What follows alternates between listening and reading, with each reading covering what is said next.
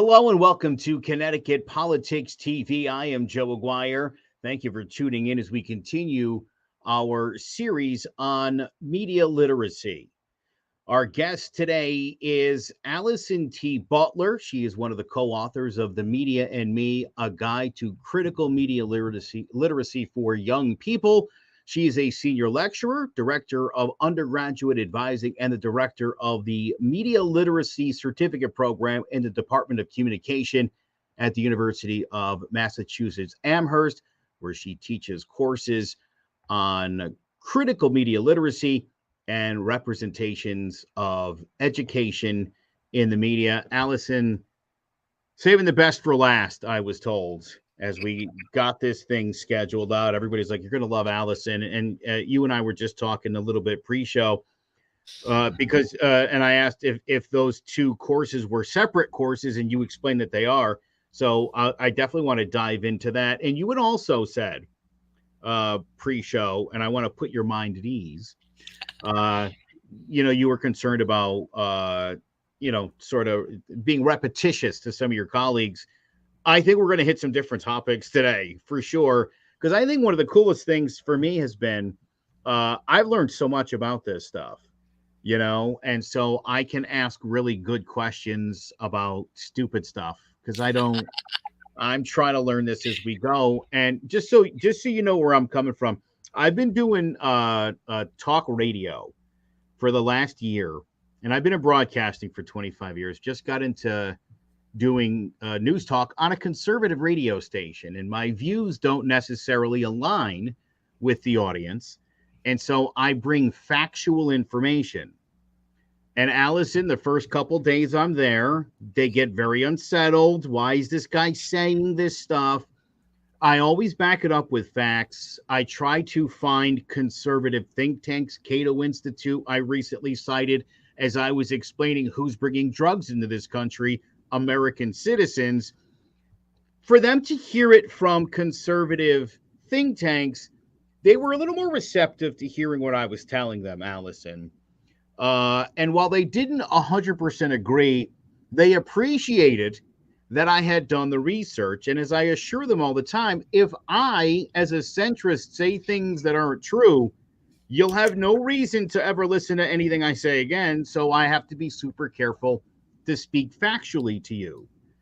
By the end of the week, they're generally all like, yeah, this is great. The last time I was there, they were into universal health care. Wow. They Okay. wanted to know more about it. It was pretty amazing.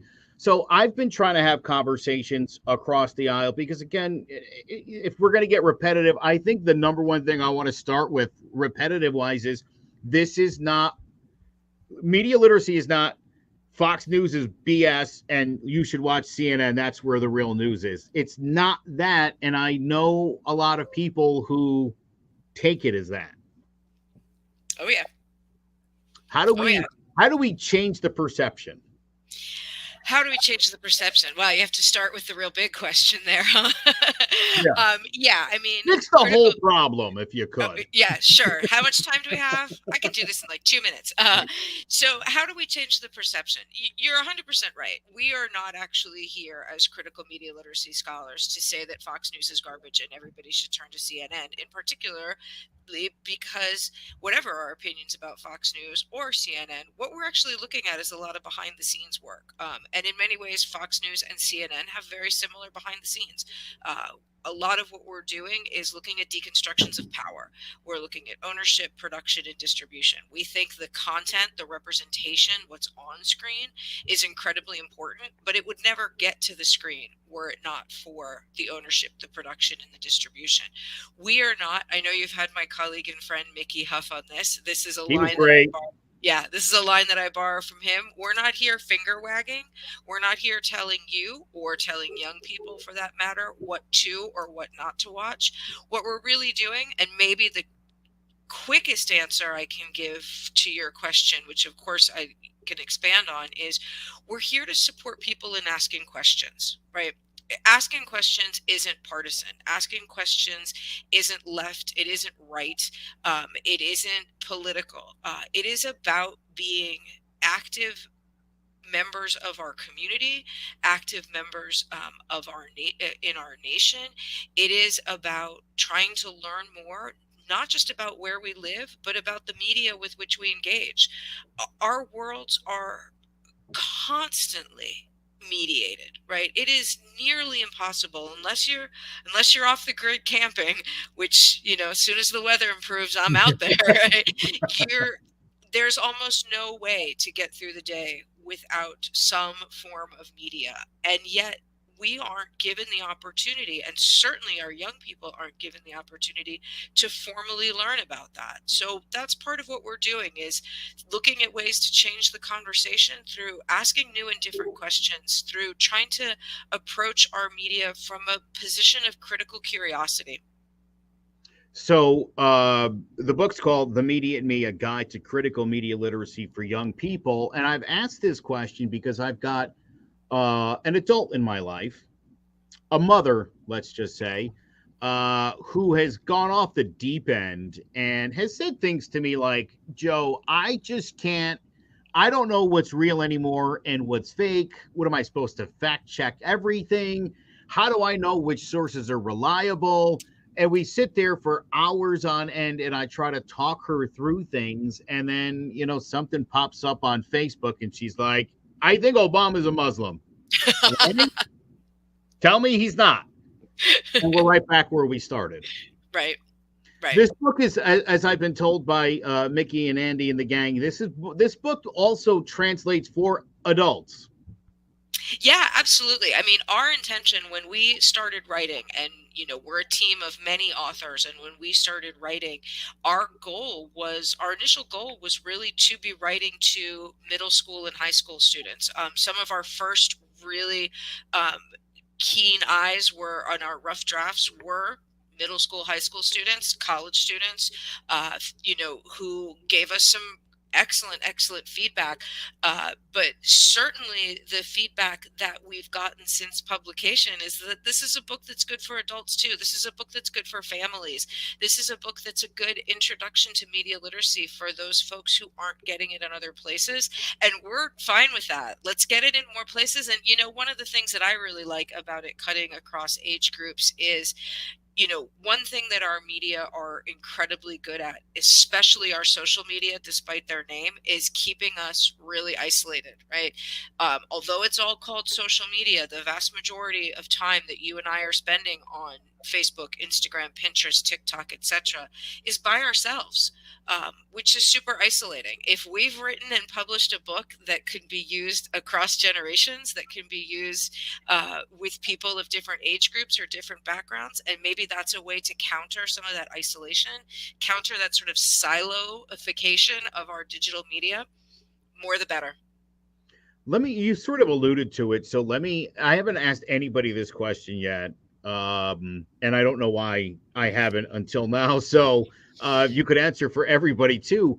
Obviously, there's a lot of co-authors on this book, which is somewhat unusual.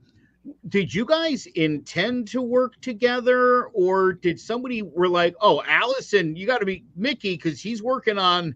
Oh, how did this all come about? That there's so many of you and all such brilliant people. And we all get along really well. There does seem to be great camaraderie amongst all of you guys too. Yeah. There's such great camaraderie. These are such fabulous human beings. I just so love working with them. It came together in a few different ways. It is really, truly a testament to the value and the benefits of collaborative work. There were a handful of us at the very beginning, the sort of first authors, if you will, not in any order, but just about 5 of us kind of got started together. That Mickey and Andy in particular, some of their contacts said that they were really interested in a book specifically for young people. And we all have, we all work in critical media literacy. We all work in sort of different areas of that. And so we all come to it with a sort of very similar foundational motivation, but kind of have different areas. Mickey and Nolan in particular are really excellent at the news and the current events. Ben's area is really into advertising and marketing. Andy and I both really like some of that political economy, and then the representation work.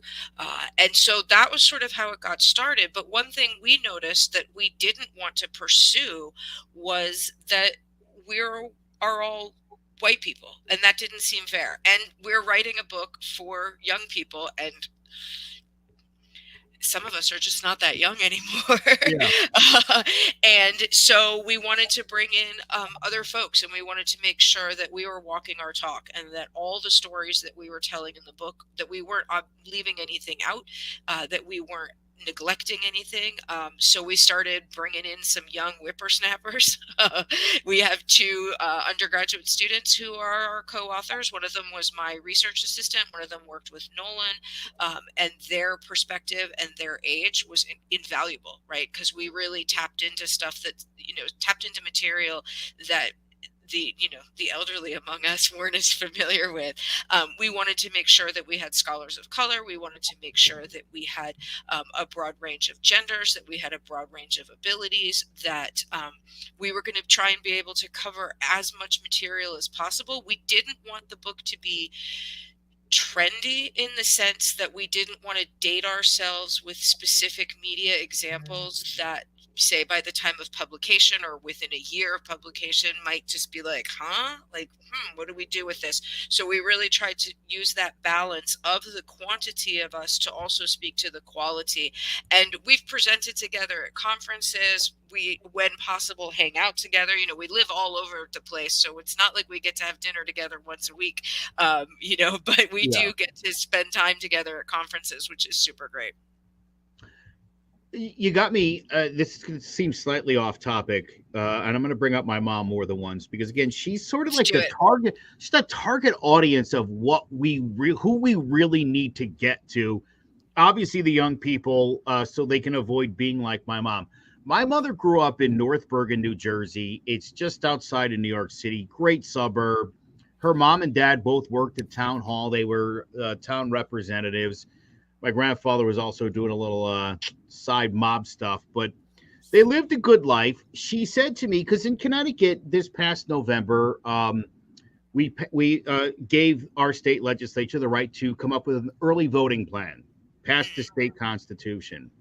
And my mom said, we never had a problem when I was growing up voting, and by 8, 9 o'clock, they had all the results. What's going on here? And I said, well, Mom, that's great for you guys, but your experience in the 60s and 70s, ask your black friends what their experiences were like. You're going to hear a much different story.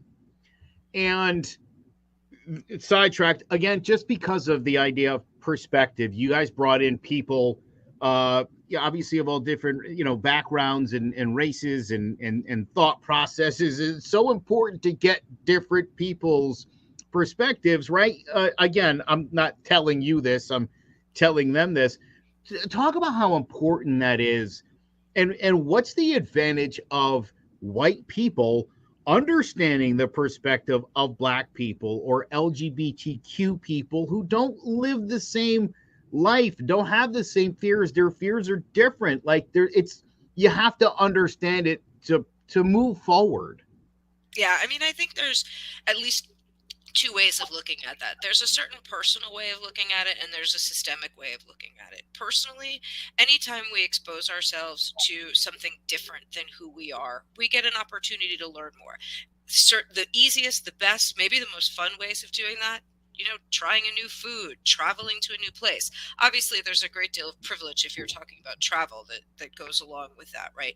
But basically what I'm saying is that when we expand our worldview, when we test out learning something different from maybe how we were raised, that doesn't negate how we were raised. It doesn't have to negate the world in which we live. It invites us to see the world as a bigger place.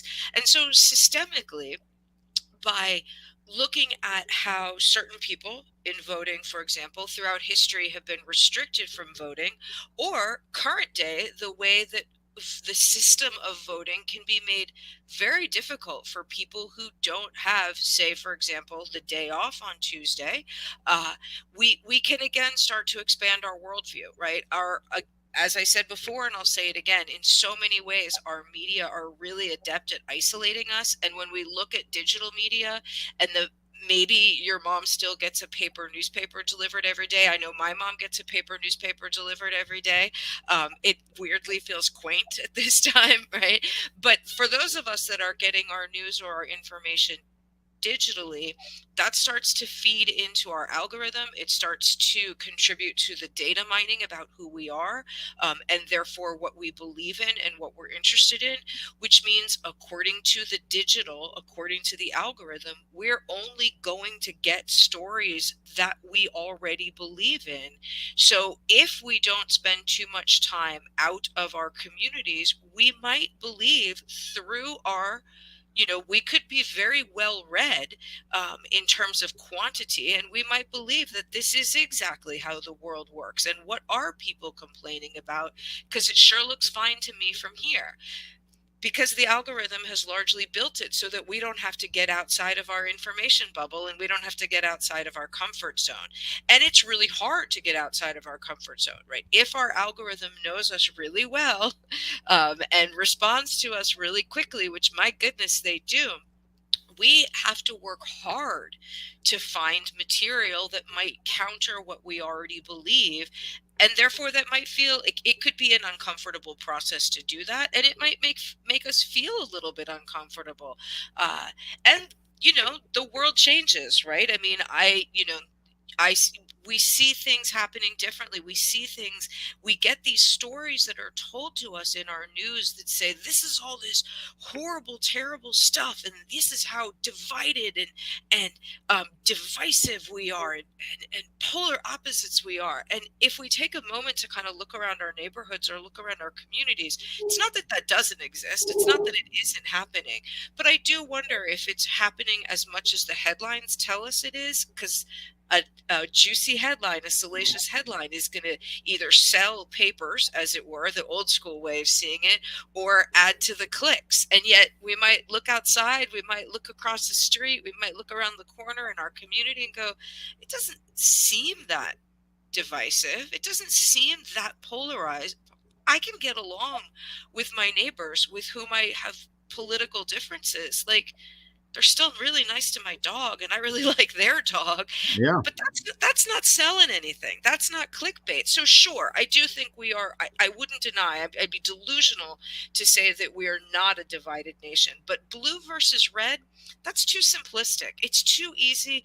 It's too tempting for clickbait. There is no blue state or red. I mean, I live in Massachusetts. We're pretty darn liberal, and there are absolutely Republican voters or libertarian voters or people who simply aren't voting because they're so fed up with the system.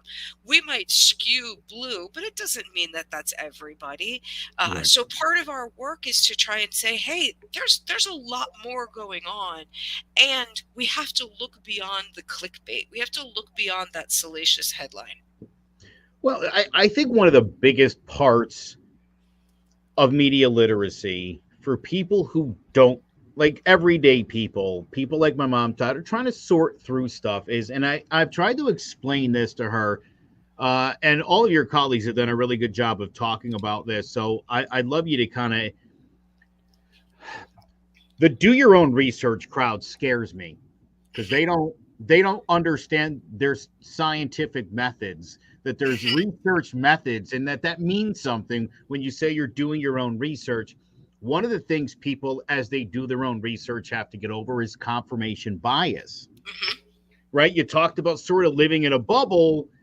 Sometimes people will Google something and you'll skip the first 7 or 8 stories until you find that headline that backs up what you're saying. And that's the one that you go and present. And it's like, did you look at the rest of the first page? Because Right. that was like 1 out of 30 that proved your point. And again, you're only sharing that because you want this thing to be true. Mhm. Talk about confirmation bias. How do you break students or make them aware of the confirmation bias as they're trying to sort through all this? So sometimes I'll start from totally different like places. Like I won't necessarily start from the headline, or I try to be cautious of their own information and what they have on their computer. So sometimes I sort of sneak it in. I kind of do it a little bit like, oh, look at this magical thing that just happened. Where, I often bring my computer to class and I'll show stuff or will listen to stuff or whatever from my computer. And sometimes, because this is what's going to happen, an advert pops up on whatever it is that we're looking at. And I will interrupt whatever we're talking about and say, why is that advertisement there? Just this week, this happened. We were actually looking at, we were doing some work on the way people of color, particularly teenagers of color, have been treated in the news. And I was connecting a video that we watched with the story, with the article that we were reading. And then I brought up a New York Times article. This was back in 2016. But of course, because I brought up the New York Times article digitally, it had like the headline, the advertisements within the digital page, and it happened to be a GE advertisement. And so while we were talking about representations of race in the classroom, I was like, "Oh, why do you think I got this GE advertisement?" As we're scrolling through what they know is my New York Times account, and they were like, "Well, did you buy something from GE?" And I said, "I haven't bought it yet, but turns out our middle-aged suburban problems. Our washing machine had broken. My husband had done some research on what new washing machine we were going to buy. And lo and behold, within 2 hours, I had GE advertisements all over my New York Times." So I try and sometimes sneak it in that way, because if I stand in the front of my classroom and dictate to them confirmation bias, dictate to them what you see that you already believe is what you're going to keep getting that you already believe, and your worldview isn't going to be challenged. I'm the teacher from Charlie Brown, right? It's wah, wah, wah, wah, right? So I try and sort of side door in it, or ask them like, "Oh, you're watching this, you're listening to this, what else are you seeing?" When they do their own research, when they're doing projects, because both of my classes all have a civic engagement component where they're to be doing work in and on behalf of the community. When they get those projects, they start to do the work, and so therefore they're starting to see it themselves. So I try and stealth get it, but I think the easiest, the one way to think about it is that the digital environment invites us to see and learn about the world as we already believe it exists, including the problems that we want to solve. And that means that we are not getting all the information that's out there. Now, to one point that you said before about your mom, like, what am I supposed to fact check everything? What am I supposed to look on? Now, we can't do, I mean, if we have nothing else to do in the day, go for it, right? I can certainly sit here and say, well, these are the most responsible ways to understand, but then I got to get back to the reality of my day, which means I don't necessarily have time to do this. We have to think about who we are, that idea of like, do your own research. Sure, but I'm not necessarily a scientist or a hard scientist or a climatologist or, thinking about some of the drama throughout the COVID pandemic about what the vaccines actually were or what masking actually does. Like, I don't have any of those degrees. I have a PhD in media studies. It works, but it doesn't mean that I can understand medical jargon, right? So it's not just about, do your own research. It's about understanding the structure and understanding the system, understanding the media environment that we're entering into, doing our best to find stuff that we can trust, challenging ourselves to find stuff that we might not already agree with, and then trying to be flexible with the fact that things will change. And part of our job is to sort of try and keep up with that, and to try and look outside of the world in which we live a little bit. All right. It's funny. I was just about to sort of shift gears into the representations of education in the media, and as luck would have it, Yay, Nick's Dr. here. Nick Baham III. Nick, thank you so much for being here. I appreciate it, and I see you're in the car, so I hope you're in a good spot. I am. Thank you very much. I apologize. I got the sort of time zone screwed up here. I thought we were working on Pacific time. My apologies. By the way, Dr. Baham is professor and chair of ethics studies at California State University in East Bay. So uh, explains why you're in a different time zone than us, obviously. Dr. Brown, thank you so much for being here. We really appreciate it. But having such a great series of conversations with your co-authors and colleagues, talking about critical media literacy and just how important it is. And I've been dealing with this issue, Dr. Brown, with my mother, who is struggling with what to believe, what is true, what is not true. I tell her one of the things I always like to warn her about is like, if you just read something and you're calling me up because you can't even believe what you just read, probably not true. That's correct. Yes. And if you can't find a corroborating source for that either, or several corroborating sources from it, then probably not true. If you read it on Facebook, probably not true. If you read it from a source that you've never heard about before, probably not true as well. And there are so many of these things out there. People posing as news and information, it's essentially clickbait. And once you click into that stuff, it's about getting your information that you've clicked into that space.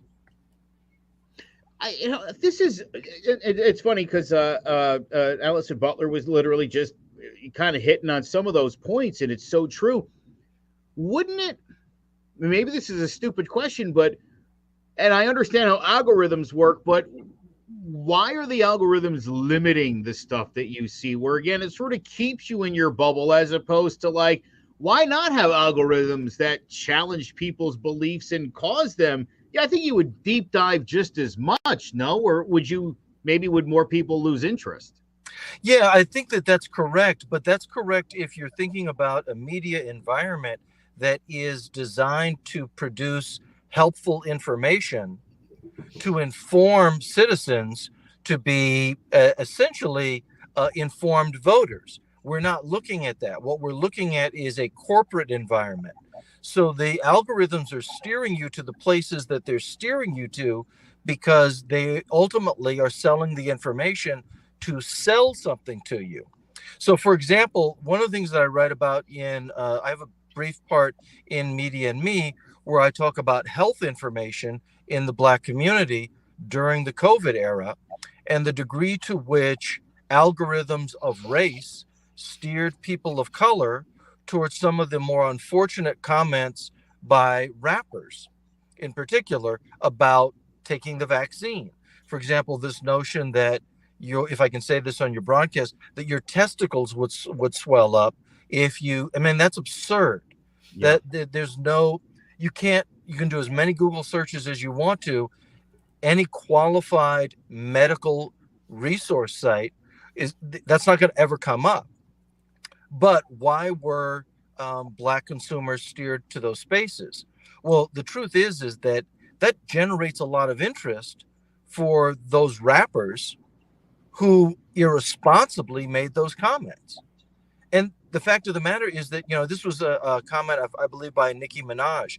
The fact of the matter is that we live in such an uncritical environment where people don't have this kind of critical media sensibility that people stood up for Nicki Minaj. That's the truth. And everybody else is just putting her down and the system is wrong. And yeah, there's a conspiracy against us. But that at the end of the day, what does that accomplish? That only sells product for Nicki Minaj and the corporations that represent her. It does nothing in terms of health. But also by the same token, I do understand the skepticism of a lot of Americans who say, well, if I take the vaccine, isn't that contributing to the profits of Big Pharma? And so they've got to sift through that too. And so you can see how people get caught in this web of competing financial interests over basic information. And this is the real danger of not having a non-profit source of information that you can go to. At a certain point, people realize, look, I'm in the marketplace, and maybe one idea is as valid as another, or one idea may be as corrupt as another. Even if that's not true, it may appear to you as such because everybody looks like they're selling something. I think also, Joe, to add to that is in your question about like why the algorithms wouldn't sort of expand our view, the people building, I mean, algorithms are not sentient, right? They are being built by people. And to Nick's point, they're being built by people who work for these giant tech corporations where profit is the number one goal. And so therefore, these people who are building the algorithms are building them with their own um, subjectivity. So we get racism and classism and homophobia and sexism built into, and ableism built into our algorithms, right? So there's a profit margin to be had from that, and are the human beings that are building the algorithms are themselves subjective bodies who are working for organizations, also subjective, but their very clear number one goal is massive profit. One of the other issues, again, that I've seen a lot of people running into, and Snopes has an article dispelling the rumor that George Soros owns Snopes. Right? Again, an attempt to discredit an organization by taking the boogeyman, like he's behind it. So the whole thing is fake. So not only do people have to question the sources, but who's behind the sources, and what rumors are out there about said sources. Here's I guess the other thing, and again, I suppose it goes along with the confirmation bias, though. But like, right, the human brain wants to believe what you're already programmed to naturally believe, right? And so again, it's that you're going through article like, there's the one, and again, it allows you to just sort of ignore everything else. I don't think people understand that it's not like there's something wrong. That's just kind of how the brain works. Yeah, you're talking about confirmation bias, and that's particularly strong. But I think there are a lot of factors that play into that, and I think that this is part of the beautiful work that Project Censor and the Media Collective are doing. I'm not convinced, and I'm saying this as a university professor, I'm not convinced that people are getting the kind of training that allows them to critically assess what's true and what's not true, or what to value and what not to value. I do think that people are increasingly, more and more, even coming to colleges with this notion of I'm not here to have my beliefs challenged. I'm here to have my beliefs confirmed. I want that safe space in the college to continue to think the way that I thought before I got to the college. But those of us who, got our college degrees, our masters, our PhDs, understand that part of the process is we challenged ourselves and our fundamental thinking about very basic concepts, whether those be religion or women's rights or the rights of people of color or the rights of queer and trans people. We challenged ourselves on that. That's the role of an intellectual. But that's an intellectual, that's a really dirty word in a society that is moving towards greater concentration of wealth and greater concentration of power. And that's what we're seeing. And along with that, by the way, that media concentration of power, where you have a handful of corporate owners of media, you've also seen the shrinking of budgets for public television and public radio and community radio as well. You're lucky if you have a community or public radio access within your location. It seems to intellectuals in general in media have taken a hit, portrayed by many as the elitists. And I think that's dangerous, where, again, people are doubting scientists. I was listening to something Joe Rogan said earlier today about these wealthy scientists, and I thought, who are the wealthy?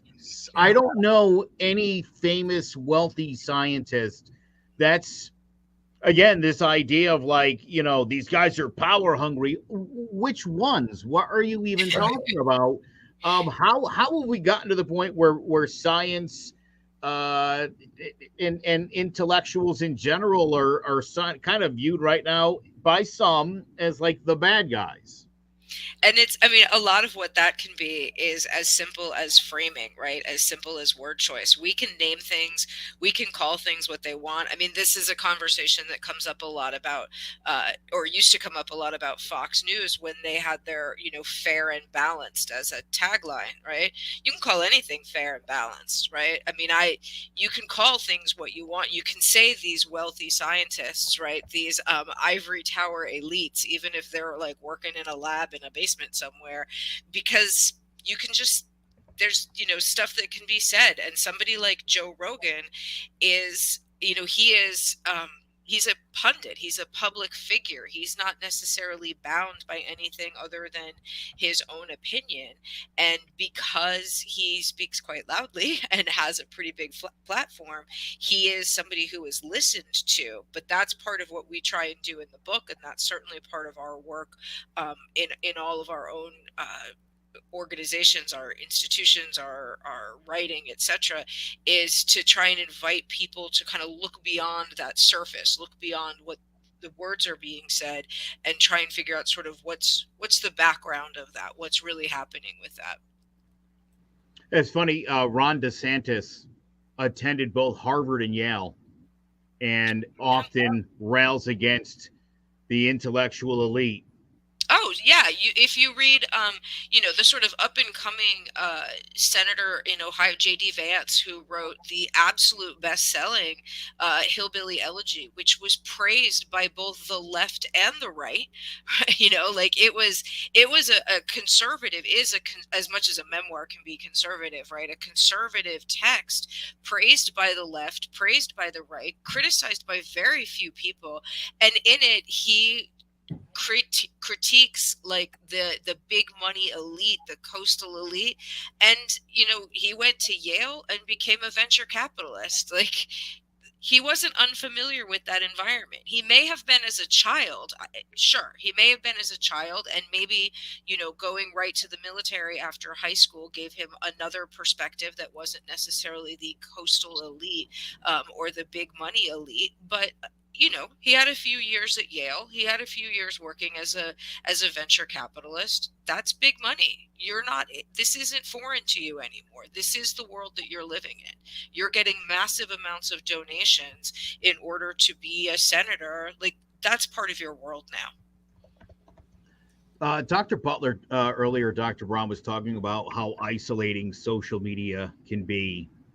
And yeah, I think with that, you're just seeing a complete breakdown from people on perspective, because you spend so much time consuming things through your own myopic lens that sometimes it's hard to relate to people. You see people at a Black Lives Matter protest and you're like, oh, look at these folks. And you're like, other people's perspectives are important and need to be valued. And I think that's something that we don't really teach that in school. That's not like a lesson I ever remember getting. Yeah, and I think it helps to have shared experiences where we can all gather and be present and then discuss amongst ourselves within those shared experiences. But so much is bifurcated right now. It's a kind of a sort of a boutique sort of a thing, or a concierge service of news where you get what you want your way. That's not news. That is not news. Now, look, there may well have been, and certainly were, problems with the way that say the big three networks used to present the news. Everybody likes to call up Walter Cronkite, for example. There were problems with the way that Cronkite framed the news. But the fact of the matter is that most of America watched Cronkite and participated in that. But I do want to point to one important thing that's always been there in terms of bifurcation. People forget that for many decades in this country, we had separate newspapers because of race. So there were black newspapers. You could not reliably read a white-owned newspaper because they did not report on what was happening in your community, and they certainly didn't report on what was happening in your community in a favorable way. So to some degree, we've always had a kind of a bifurcation of the news. It's different than what we have though right now, because it is so individual. And I find that there are a lot, I think one of the things that I experience a lot now is that there are experiences that I think we're all sharing. I mean, take, for example, the Super Bowl. You think we all share that, right? But I watch the Super Bowl and I see Rihanna performing and she's pregnant. And I'm thinking, that's amazing in terms of women's empowerment. And then I pop out on Facebook and I see people talking about how disgusting it is that this woman is performing pregnant and I'm like, where the hell did that opinion come from? Were we even looking at the same thing?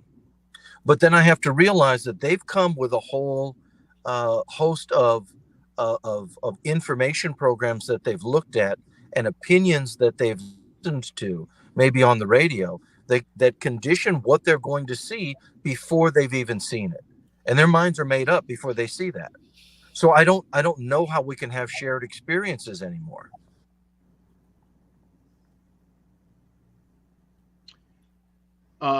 Yeah, my goodness. We were about to get into Dr. Brown when you popped on the way that education is presented in the media, and here in Connecticut, it's become a very divisive issue. There is a lot of talk, much like Florida, of grooming and indoctrination. And I have a lot of friends that are teachers. They're telling me they can't get these kids to do their homework on a consistent basis, let alone are they telling these kids who or how to love. I think that one of the other misnomers going around is that they're actually teaching children gay sex and things like that. Again, this is generally more one side than the other that sort of buys this. In this state, they are a massive minority. Republicans in Connecticut, it's been a long time since they've had any power. This in our last election, they really tried to kick off a culture war, especially when it came to children and education, and it didn't work at all. Yeah, well, anti-intellectualism works when you're trying to maintain power. And that could be at the extreme right and it could be at the extreme left. And perhaps you could even find it at the center. I was dismayed last night when I watched The Daily Show and I watched their host disparage himself with a college degree from Florida A&M University, disparage education. And he disparaged it for a couple of reasons. One, the high cost. And then second, the notion that we're not preparing students for the workforce. So there are a lot of different anti-education narratives. One, that we're grooming people, and then the rest of these. The real problem, in my opinion, with education, I do think cost is an issue.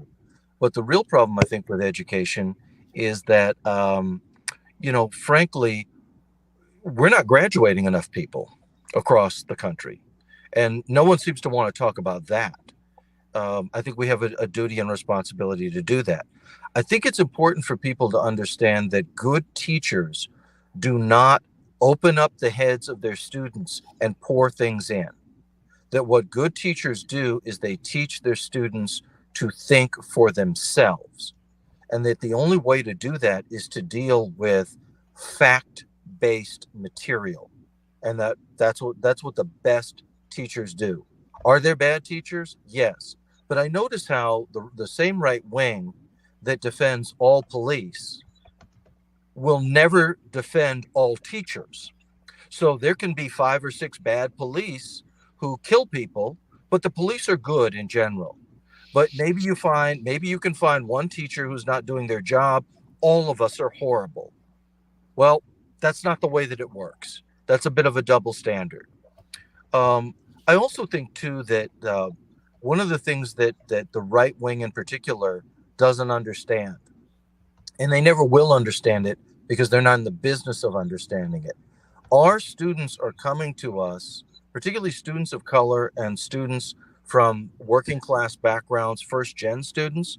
They are looking for us to help them decolonize themselves from power structures in this country. That's what's really threatening to the right about all of these books that they're banning, is that people will think about something else other than George Washington never told a lie, apple pie, and the flag. And America has always done great things. And America has never been an imperialist nation. Every president, well, except for the Democratic Party ones, are great people. Trump's not a liar, et cetera, et cetera. Our students don't want that. We're lying to them, if we present that. What they're asking for is the tools to be able to create a world for themselves. And unfortunately for the right, that those tools include liberating themselves from racism, liberating themselves from patriarchy, liberating themselves from sexism and transphobia and all of these kinds of things. They want out of that. And it's our job to provide information and critical tools for thinking critically and writing critically so that they can empower themselves to carry forth their mission. I mean, ultimately, every teacher thinks about, what can I do for the next generation? If you're a good teacher, that's what you think about. What can I do to empower the needs of the next generation? Well, those are the needs of the next generation. I think to add to that, we also need to look to the best of our ability at what some of the motivation for this is, particularly around things like book banning. I think that when we look at an issue like book banning, it can be really easy to get caught up in the fear and the fear mongering over what is deemed to be quote unquote dangerous in a text. But I think one of the things that we also need to think about is behind the scenes of book banning, I think it represents a fundamental mistrust. The assumption seems to be that if your child reads a book that is somehow deemed problematic, that they will be indoctrinated into that book. And that to me says that you don't trust your child, or that you don't trust your child's teacher, or you don't trust teachers, because I think teachers are really easy. They're, as Nick said, they're easy targets, right? You have one bad teacher and then teaching is bad, versus you have a few bad apples on the police force, but the police are still good, right? I think it represents a fundamental lack of trust, because part of what happens in education, part of what one hopes happens in education, is that ability to think critically, to read critically, to ask questions. And that means that we might read books and have concerns about them, or we might enjoy them, or we might find them problematic. They may be something that we disagree with. But if we simply take them away, if we ban them, the message that we're sending is that we don't trust our children, we don't trust our teachers, and we don't trust our communities. And I think there are reasons why that's a sort of forward-facing message, because I think with education, in particular K through 12 education, and any kind of public education, but sort of starting at K-12, is we have to really look at what's happening with the structure and the organization of K-12 education. We have a country that prides itself to some extent on its public education, and yet we are seeing public education get gutted, and it gets gutted in really nefarious ways that aren't at the PTA meetings, they aren't at the school board meetings, they aren't at the town council meetings talking about grooming or book banning.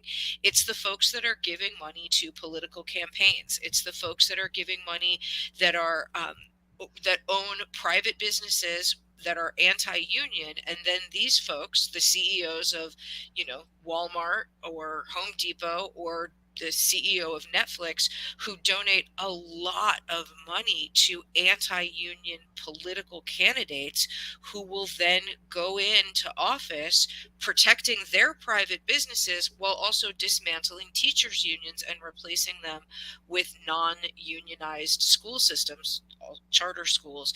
And so we're getting it from both ends. The headlines, the imagery, the book banning, the grooming, all of that stuff makes for enticing visuals. And while we're paying attention to that, which by the way I think is incredibly important to pay attention to, but while we're paying to that, we're not paying attention to the money that's being exchanged behind the scenes ahead of election times, because there's no exciting visual with that, and there's no scintillating headline with that. And so we're seeing our public education get dismantled from multiple angles, but we're only invited to look at the super scary, super offensive, super loud side of that conversation. There's a video that's been going around showing General Miley. He was being questioned by Florida Rep Matt Gaetz about the way that the military has dealt with extremism. Gaetz accused them of one of these buzzwords that goes around, CRT, which people don't know anything about. And generally, when you ask them what it is, I've heard terrible things about it. What is it? I don't know. General Miley talked about how important it is to understand people's perspectives. He also talked about, sort of, Allison, to your point, about the reading material. He said, I've read Marx. I'm not a communist. Reading about things isn't going to hurt your kid. It's going to help your kid, right? We want to be more educated. We want to understand people's perspectives. I was shocked. I remember during the pandemic when two specific things came up, one being the Tulsa riots and the other being Juneteenth, which were things that seemingly most white Americans had never heard of before. And I thought, what a great example of, like, I know some really smart people who didn't know what either one of those things was. I'm a history major. I've always been sort of into that stuff. I didn't know that people didn't know that. I was kind of shocked by that. But again, you don't know what you don't know. Right. And that's the thing, is that the more we chip away at not knowing what we don't know, we will have young people in K through 12 education growing up not even knowing that these are things to think about, let alone ask questions about. And then they'll come to our college classrooms, and it's like starting, we have to start from the very beginning, right? We have to start from before the beginning. I see that all the time in my classroom, and I don't blame my students. Like, to Nick's point, they want to be learning this stuff. They're eager for the decolonization, but if they're not learning even that, if they don't even get to the beginning of that learning until they're already in college, they get mad. They get frustrated. The students who have experienced some level of, oppression or subjugation finally have a name to put to it, but it doesn't make them less angry, nor should it, right? And I don't understand why we're so afraid as a nation of teaching some of the stuff that is less than pretty about this country. I would argue that if we teach the things that are less than pretty about this country, we are on our way to making this a better country. I recognize that that's probably a pretty privileged New England position to take, right? But yeah, when we erase and when we literally whitewash history, we're setting our students up for failure, and we're setting our futures up for failure. And I think that's dangerous. I think that's really dangerous. And I think it is a huge tide that many of us are trying to push back on. I would agree. And I would say, too, that I think one part of the reason why we have this pushback and book banning and so forth and so on, if you think about this critically, white supremacy is fragile. It's built on lies. And the minute that you begin to present anything, whether it's the facts of what happened in Tulsa, Oklahoma, or my understanding is that in Florida, the life of Harriet Tubman has been banned. So if we can't talk about the life of an actual individual, Harriet Tubman, but maybe we can still talk about Harry Potter, that's a problem. That's a real problem. and it does suggest how fragile this system really is. And I do think that we are living in a period in which people who want to maintain power under a white supremacist system definitely feel the heat of how fragile this entire thing has been. And I would say that we're looking at multiple intersections here, right? Because as much as we're erasing the life of Harriet Tubman as a Black activist, we're also erasing the life of Harriet Tubman as a female activist, that's right? And so that's we're right. looking at, many of us will talk and write and teach about intersectionality as a sort of as a valuable thing to learn, right? These intersections. What we're also seeing is what happens when we erase intersections, because we are the fragility, the precipice becomes that much more dangerous, because it's discounting so many different bodies and so many different ways that our students are looking for ways to find and to see themselves. I've come across another one of these problems. Dr. Brown, I was telling Dr. Butler earlier, I've been doing work on a conservative radio station as a person who's not a conservative, and I find, they live in their own reality. And I've been asked repeatedly about the 79,000 IRS agents, and I'm like, I looked it up. Good news. They're only hiring back about 10,000. Most of the rest of the people they're hiring are support staff, so that they can streamline the process and make the IRS more efficient. I find that these alternative facts, or if you will, straight up lies that are being pushed, end up in everyday conversation. I can't tell you how many people have said to me, Biden shut down those pipelines. I look all this stuff up, and it's like, well, no, that's not, that thing was never a thing. They never broke ground. He didn't shut down a pipeline that hadn't been built. That doesn't even make sense.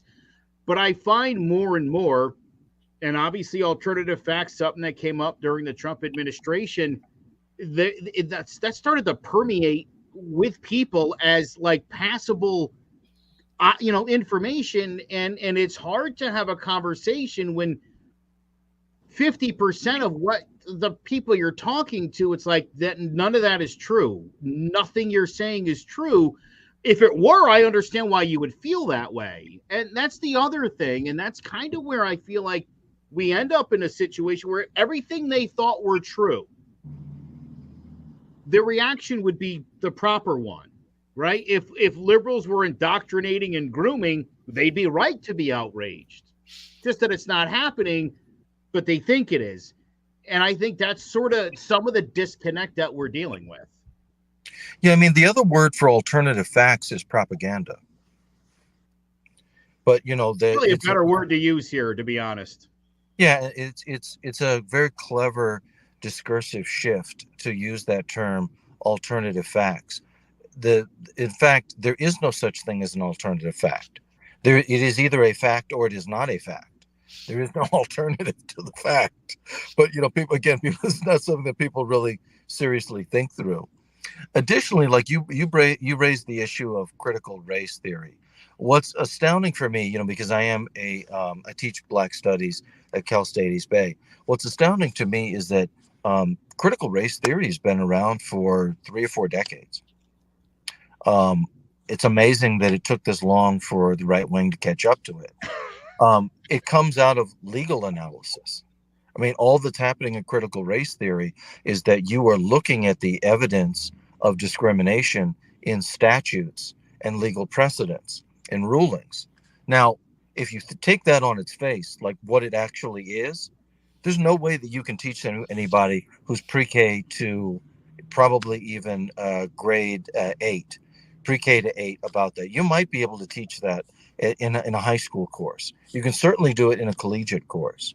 But the notion that pre-K and first and second and third and fourth and fifth graders are getting indoctrinated in critical race theory, there's no way, because they simply do not have the ability to analyze judicial precedent and statutes. It's literally impossible to do. So it's convenient not to identify what critical race theory actually is. The other thing too is that I hesitate to say this on this broadcast because at some point in time it'll come to bite me, but I don't think that the right wing really wants to know how much farther beyond critical race theory we've gone in our analysis of racism in America. I don't actually teach critical race theory. It is a foundation of things that I do teach, but we are so far beyond it in terms of our analytical and theoretical frameworks, it's not even funny.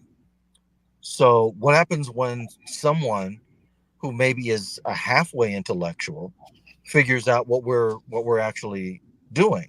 First of all, they will realize that's also stuff that we can't teach pre-K to 12 because it has so much theoretical depth to it. And it's a lot of it is embedded in European phenomenology and other theoretical principles. So what do they do with that then? I don't know. Yeah, to Nick's point about like that the inability of teaching critical race theory to K through 8. I mean, I think that gets back to the idea of like the propaganda. There was certainly at the last midterm election, there was so much blustering about in certain places about we're going to ban critical race theory, which was like, but it doesn't exist in your classrooms. Like you can't, how are you going to ban something that isn't in your, like it isn't in your class? There is not critical race theory in K through 8 education. So okay, you're banning something that doesn't exist, but it's a firebrand, it's a soapbox.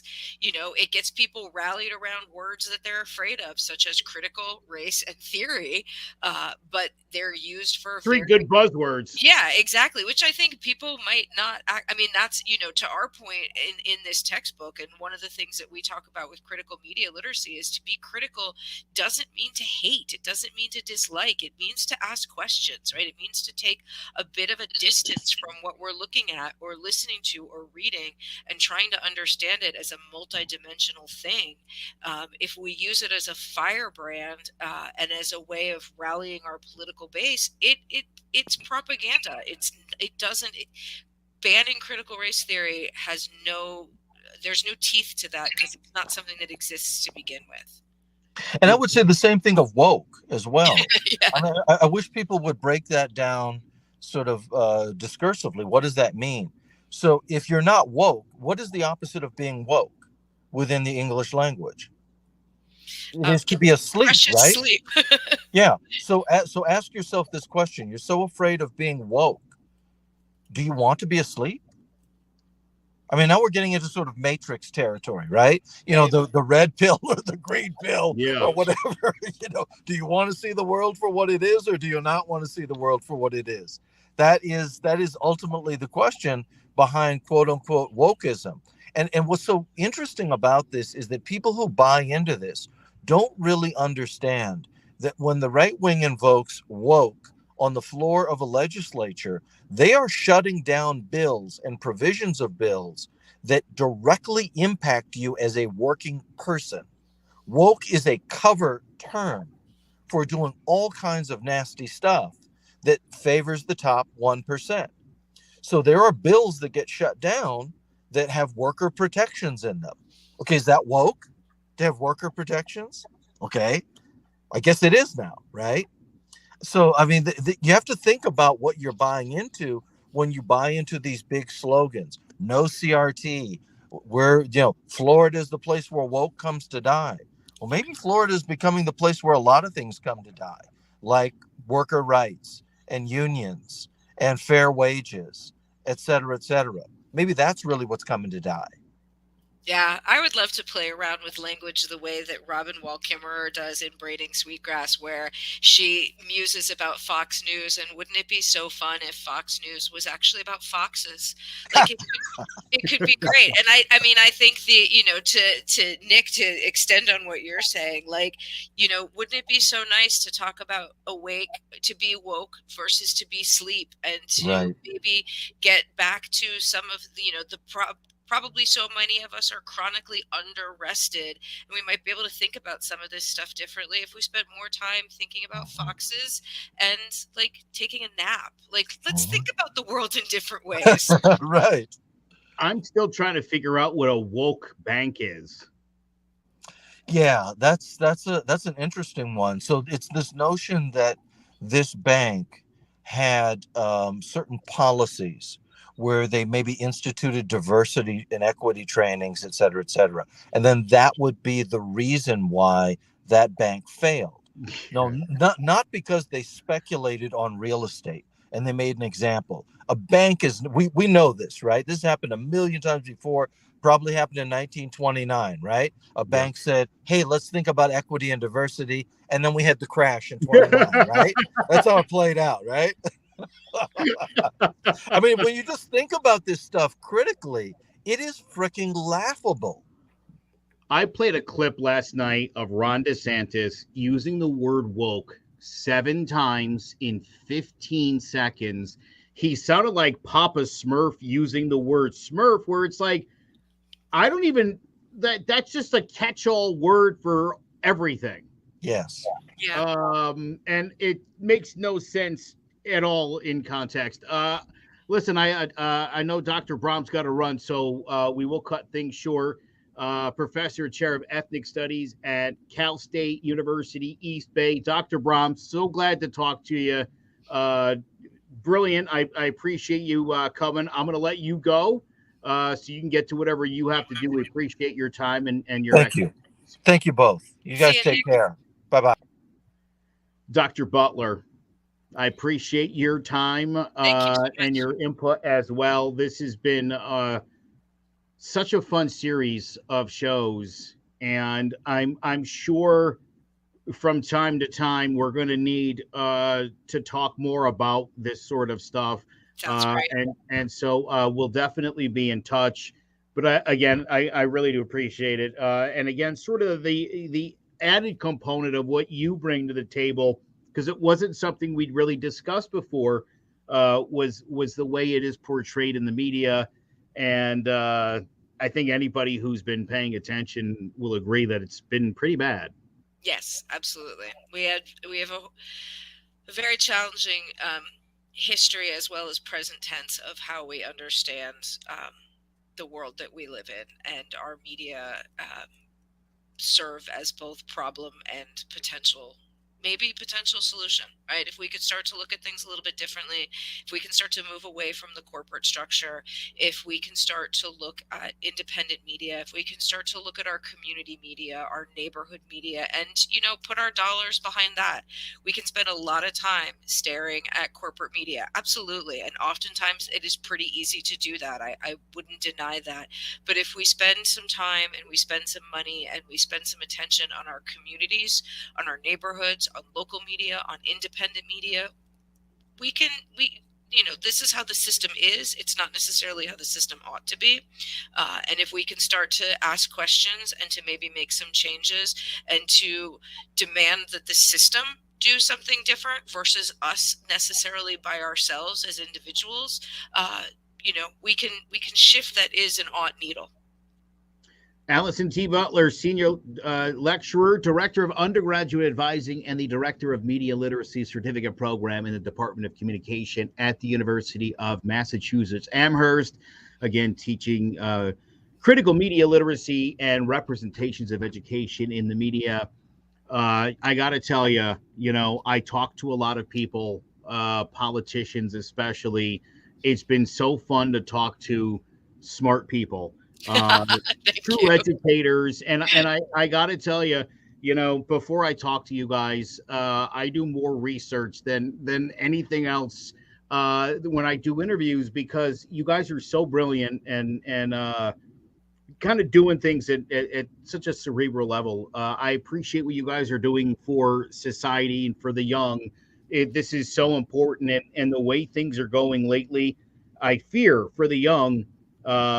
A great book like me, The Media and Me, a guide to critical media literacy for young people. I'm so glad you guys did this. I'm so glad to be helping to promote and push this, because it's so important. And again, for people like my mom. So, Allison, much appreciated. We'll talk to you again in the future. Thanks so much, Joe. This was really fabulous. Awesome. All right. Well, that is going to do it for us. That is the end of our media our media literacy series. It has been Such a lot of fun. You can find the entire collection by visiting ctpolitics.tv. Make sure you tune into us every weekday at 5 o'clock for the latest analysis and experts in all sorts of field as we continue to deep dive the scene in Connecticut politics. I'm Joe McGuire. That's it for me. Have a great night.